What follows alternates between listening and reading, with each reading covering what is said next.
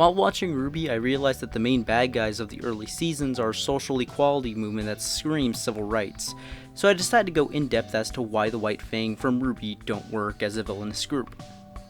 From Season 1 to Season 6, the main story has to deal with a civil rights group that fights for the rights of cat girls, teaming up with a Clockwork Orange reject that our heroes have to stop. I've got 3 problems with this. 1, why are the people fighting against systemic racism the bad guys? 2, why is a show about anime high school and creatures of pure darkness trying to talk about systemic racism? And 3, there are beings of pure fucking darkness who want to destroy the world because it's in their fucking DNA. Aren't those better antagonists than the White Fang? Let's address those last 2 points since they're the easiest to talk about. I think we should start by talking about the world design of the show and why the White Fang doesn't work within the setting. The world of RWBY is a lot like your typical shonen anime. It's generally peaceful until a force of evil comes, so our heroes have to kill it to protect the balance or some shit.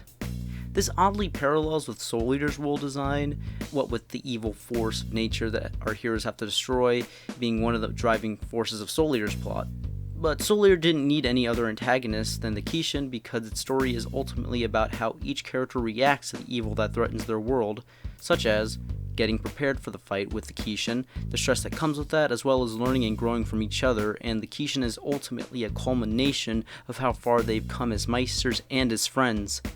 God, that was sappy. The White Fang on paper isn't a bad idea.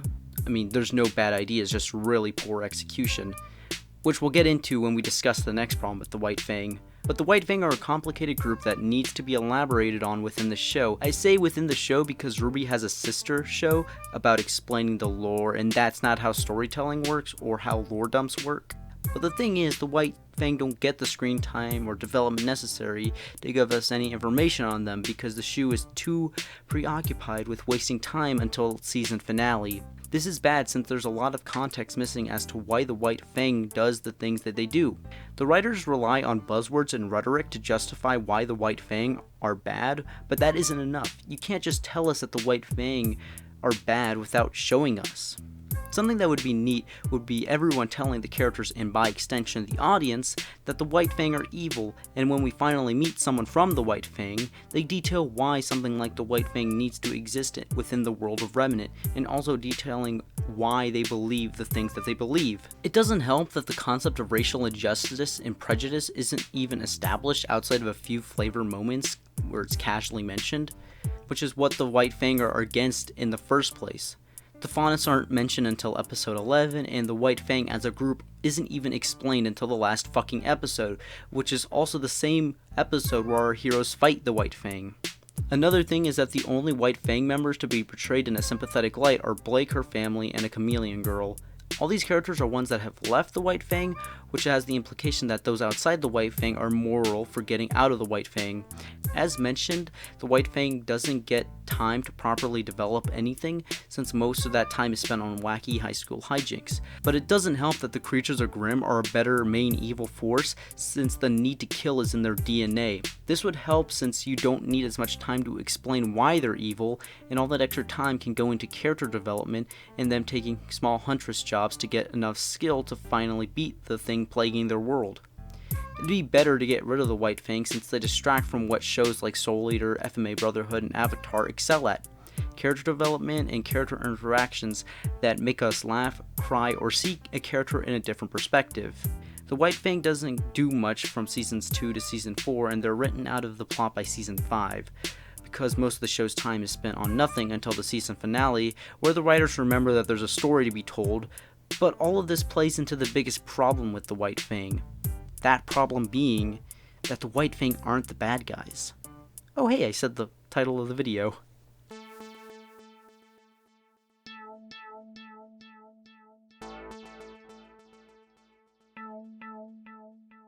I'm not going to go too in-depth about the accuracy of RWBY when it comes to racism, since I think it can make an entire video onto itself. But shortened, there's a lot of accurate parallels to real-world injustices that racial minorities have faced throughout our history, such as slavery, exploitation, segregation, microaggressions, stereotypes, and casual racism, etc. Regardless of how severe the racism is, it's still racism.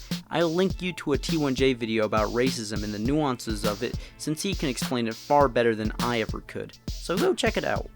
But where I'm going with all this is that the disturbing portrayal of racism is treated very clumsily, to say the least. Especially with the implication that in the world of RWBY, individual racists are the problem now, and insisting that it isn't a systemic thing. Even though that's not how that works, since the systems that allowed faunus to be oppressed are still active in the RWBY universe. For example, slavery in the RWBY universe wasn't that long ago and seems to still be happening throughout volumes 1 through 5.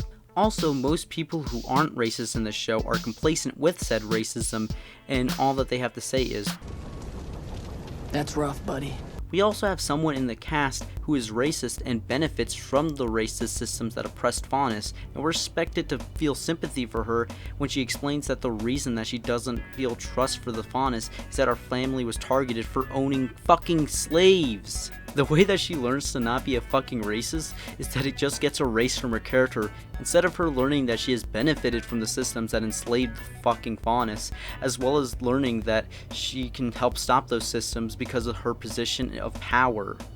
But in volume 2, she just goes, "I'm not a racist anymore and I want to help the faunus now because my dad is a racist." I don't get why, since it would be much more interesting for her to learn from the people that she's fucking exploiting. The White Fang should have never been the bad guys in RWBY because their ends are social equality. As long as their means to that end isn't extermination of their oppressors, the ends justify the means, since their goal is for humans and faunus to coexist and live alongside each other. Their means were peaceful at first, and then they became violent when they weren't getting results. I think we've got to see that a riot is the language of the unheard.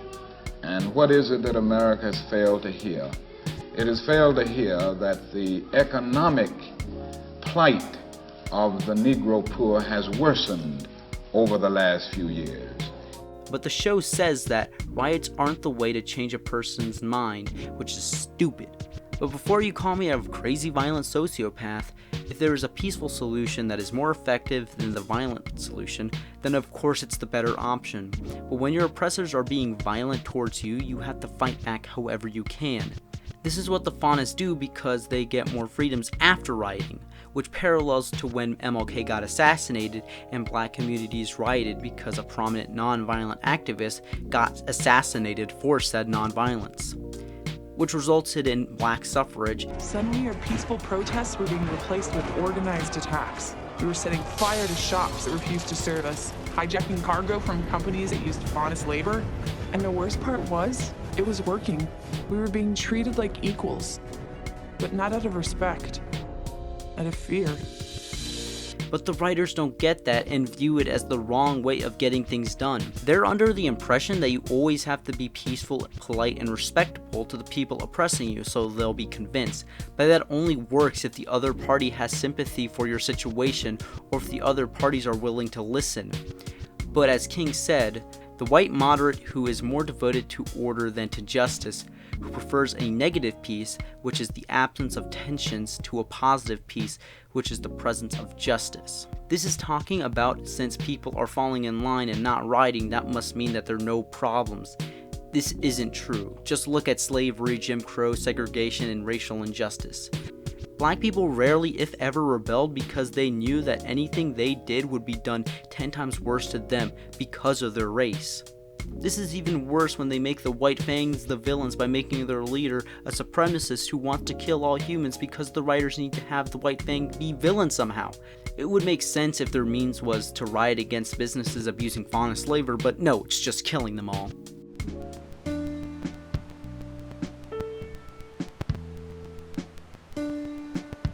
In conclusion, I think that the reason the White Fang turned out like this is that white moderates were in charge of the writing, and the writers had no experience writing anything before RWBY, let alone anything about systemic issues.